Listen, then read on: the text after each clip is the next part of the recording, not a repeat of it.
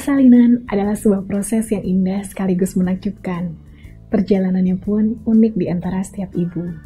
Artinya, bonsai bisa saja melahirkan melalui jalan lahir atau pervaginam, namun ada juga yang harus menempuh operasi sesar. Nah, seperti apa ya bersalin dengan operasi sesar itu? Apa saja persiapannya? Dan akan bonus nih kita bahas tentang IREX atau Enhanced Recovery After Cesarean. Nah, mari kita cari tahu lebih jauh di video ini. Tapi sebelumnya jangan lupa ya, tekan tombol merah supaya bonsai nggak ketinggalan video-video yang lain.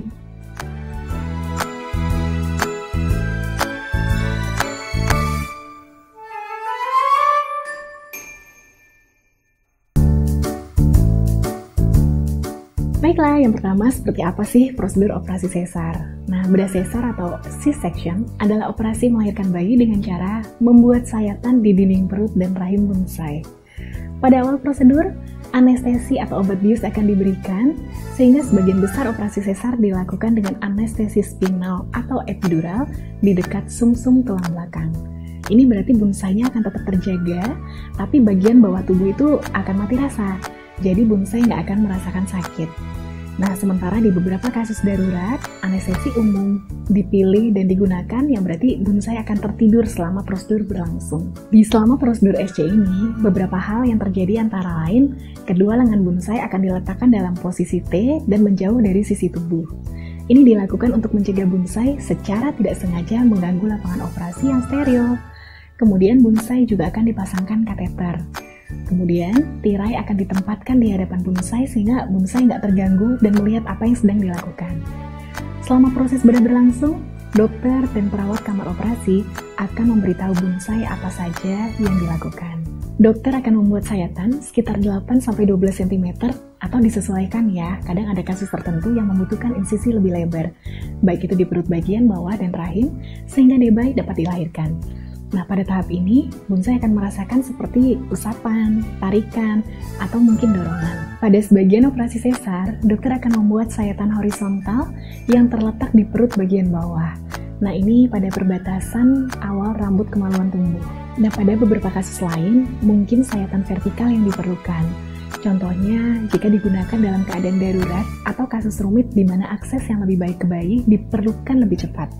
Jadi yang buru-buru, kemudian kadang-kadang ada juga beberapa kasus seperti sekalian mengangkat miom atau mengangkat kista.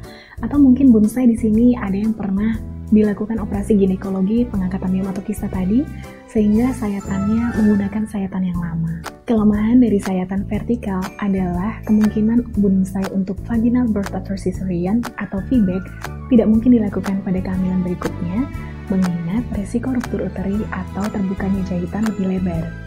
Sisi positifnya, jenis sayatan ini biasanya menghasilkan lebih sedikit pendarahan bagi bonsai. Nah, setelah sayatan tadi, dokter akan memperdalam lapis demi lapis sehingga mencapai rahim. Nah, kalau udah nyampe rahim nih, bonsai biasanya akan mendengar nih suara seperti hisapan, yang mana itu sebenarnya adalah penyedotan cairan ketuban untuk memberikan sedikit lebih banyak ruang untuk memfasilitasi pengeluaran bayi, juga biar memperluas nih lapangan operasinya biar kelihatan jelas. Selama prosedur SC berlangsung, kadang-kadang bonsai bisa merasakan kayak tekanan, dorongan, usapan tadi, tapi nggak merasakan nyeri, karena yang diblok sama anestesi atau bius adalah rasa nyerinya. Sehingga biasanya bonsai akan tetap bisa merasakan kenyamanan selama proses operasi. Nah, dokter anestesi atau bius tadi juga akan memposisikan kepala bonsai tepat di sisi yang dekat dengan dokter anestesi. Sehingga dokter anestesi memungkinkan loh untuk ngasih informasi tentang segala sesuatu yang berkaitan dengan operasi sesar. Nah, kemudian saat yang kita tunggu-tunggu nih, jadi beberapa saat sebelum bayi lahir, kadang-kadang bonsai akan merasakan goyangan yang berasal dari gerakan dokter untuk berupaya mengeluarkan bayi. Nah, para perawat juga mungkin akan menekan perut bagian atas bonsai untuk membantu pengeluaran bayi. Di sini juga mungkin digunakan seperti vakum ataupun forceps untuk membantu pengeluaran kepalanya. Dan setelah bayinya lahir, kadang-kadang dokternya bakalan ngangkat nih, ya ini dia bayinya. Setelah itu akan diserahkan oleh dokter anak atau perawat yang melakukan resusitasi untuk menilai gimana kondisi bayinya. Apakah suhunya bagus, apakah gerakan nafasnya ada, apakah warnanya bayi merah, sehingga menandakan bahwa oksigennya itu terhantar dengan baik. Jika dinilai stabil, maka dokter anak akan mulai proses inisiasi menyusui dini yang juga mungkin dilakukan pada operasi sesar ini. Namun, pada beberapa kondisi, jika bayi harus harus lahir dengan operasi sesar darurat, terutama misalnya kondisi gawat janin, maka mungkin dokter anak akan membutuhkan waktu yang lebih lama untuk menilai bagaimana kondisinya, kemudian melakukan juga resusitasi atau bantuan awal untuk menjaga kondisi bayi tetap stabil. Pada proses ini juga ada yang namanya delayed cord clamping, artinya tali pusatnya itu nggak langsung dipotong gitu. Nah, delayed cord clamping ini bertujuan untuk menghantarkan zat besi yang lebih banyak ke bayinya nanti. Kemudian setelah itu plasenta dikeluarkan dan sayatannya akan ditutup. Seluruh prosedur dari operasi sesar ini membutuhkan waktu sekitar 40 menit sampai 1 jam aja loh. Tapi kalau misalkan ada kasus-kasus seperti perlengketan organ atau misalnya operasi yang lebih complicated, otomatis waktu yang lebih panjang diperlukan. Tapi saya yakin dokter akan mengupayakan yang terbaik sehingga prosedur ini berlangsung secara aman, cermat, dan teliti. Semangat ya! Pertanyaan selanjutnya adalah, indikasi apa sih yang mengharuskan bonsai untuk melalui operasi sesar ini? Bonsai yang namanya melahirkan, siapa sih yang gak pengen lahiran normal? Lahiran normal sangat-sangat perlu diupayakan, dan selama tidak ada indikasi, gak usah mikirin tentang operasi sesar ini. Tapi jika ada indikasi, maka yakinlah bahwa prosedur operasi sesar akan mempertemukan bonsai dan debay dalam kondisi yang jauh lebih aman. Jadi jika ada indikasi, jangan ditunda ya. Kemudian mungkin maksud tadi juga pengen bersalin normal, namun takdir harus mengharuskan sesar. Hal ini sering sekali terjadi dan wajar sekali kok. Sehingga apapun metode persalinannya, insya Allah bonsai akan tetap menjadi bonsai yang sejati. Jika diklasifikasikan, sebenarnya operasi sesar ini dibagi menjadi dua. Yang pertama adalah jika sesarnya dijadwalkan, maka itu disebut sebagai SC yang elektif. Namun jika tidak dijadwalkan dan ini adalah pertolongan yang gawat darurat, ini namanya SC yang situ. Jadi dianggap bahwa persalinan pervaginam akan lebih berisiko daripada ditempuh dengan operasi sesar. SC yang perlu dijadwalkan contohnya jika ada malpresentasi, jadi bayinya itu bukan pada posisi kepala di bawah, tapi melintang. Atau mungkin sungsang pada kehamilan pertama. Dia akan membuat dokter untuk mempertimbangkan melakukan operasi sesar yang elektif. Yang kedua misalnya, semoga enggak ya, tapi bayinya memiliki cacat lahir tertentu. Seperti misalnya hidrosefalus yang diameter kepalanya tidak mungkin untuk melewati rongga panggul. Kemudian yang ketiga adalah masalah pada plasenta. Misalnya ada plasenta previa, adalah kondisi plasenta menutupi jarum lahir. Sehingga kan nggak bisa, harusnya kan lahir bayi dulu, baru lahir plasenta nih. Tapi kalau plasenta yang di depan nggak mungkin untuk plasenta lahir duluan.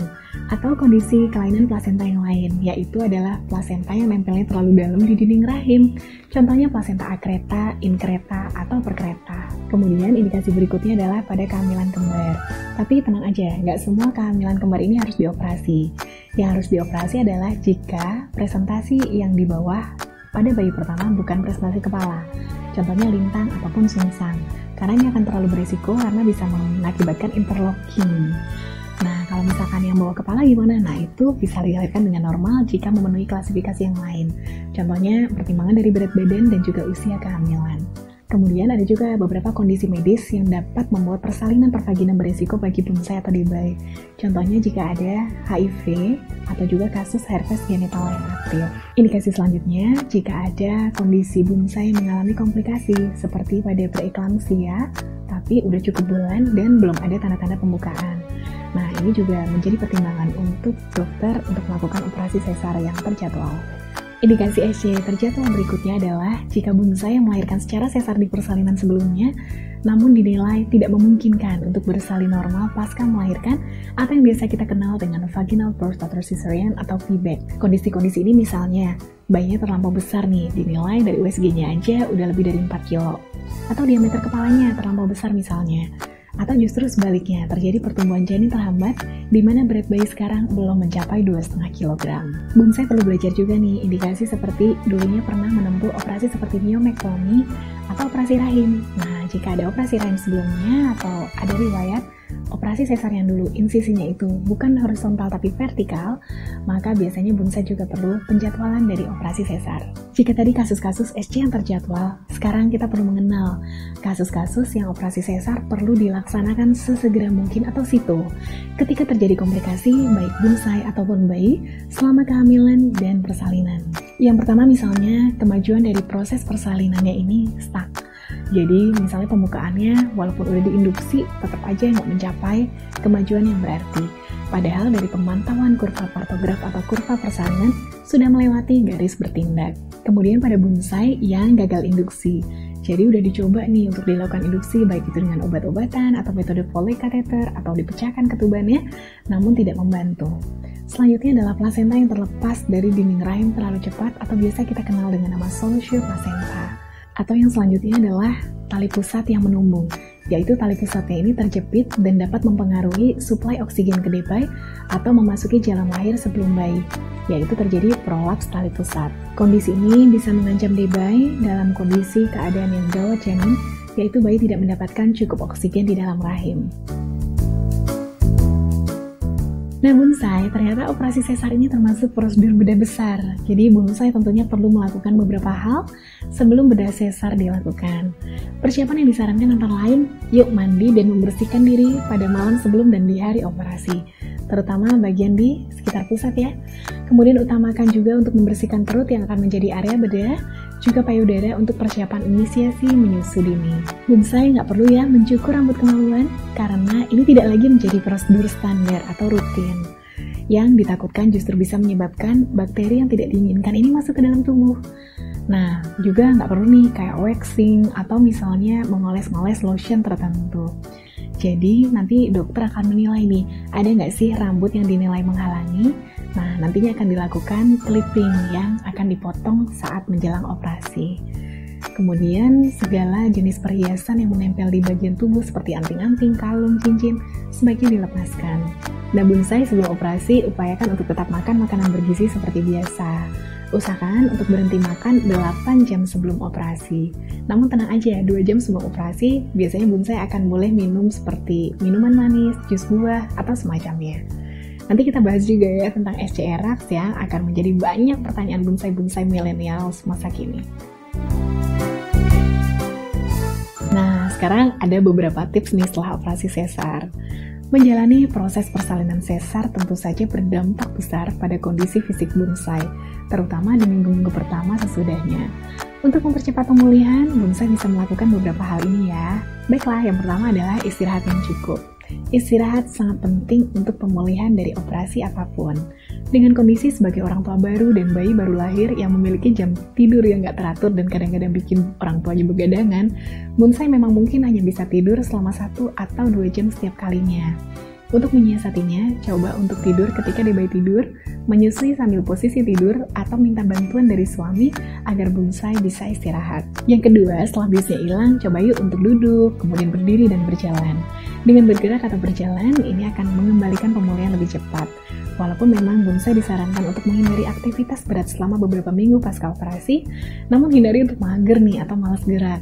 Kurang lebih 2 jam setelah operasi sesar, bonsai udah bisa loh berlatih duduk, kemudian berjalan. Jika kondisi bunda baik dan aman-aman aja tanpa komplikasi. Berjalan juga mengurangi resiko pembekuan darah dan masalah pada jantung dan pembuluh darah lainnya. Yang selanjutnya, kalau tadi sebelumnya makan bergizi, sekarang tentu juga makan makanan yang berserat, bergizi, dan juga protein tinggi, juga minum air putih yang cukup.